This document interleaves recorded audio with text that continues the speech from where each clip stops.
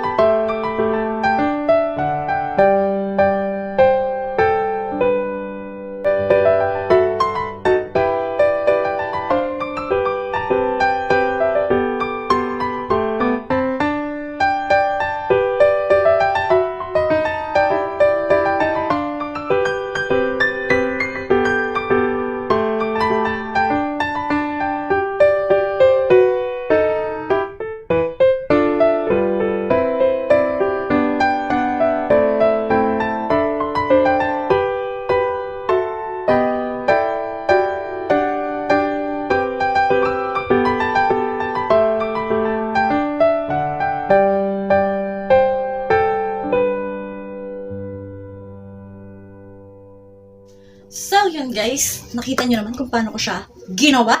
So, finish na ang ating lettuce salad. Wow! So, okay ito sa mga nagda-diet guys. Pwede nyo itong hanggang kinabukasan pa. Basta, ilalagay nyo sa rep bago nyo kainin. Mas masarap siya pag malamig guys. So, kung nakikita nyo, napagod po ako, charot. Hindi po ako napagod. Sadyang lumabas lang ang calories ng aking katawan, guys. Sa paggawa ng homemade lettuce natin. Wow! Homemade lettuce salad. So, kung nakikita nyo, parang ang sarap-sarap niya, guys. So, yun. Dito na nagtatapos ang aking homemade lettuce salad. So, please don't forget to subscribe and hit the notification bell para updated ka sa mga video na i-upload ko. See you in my next video.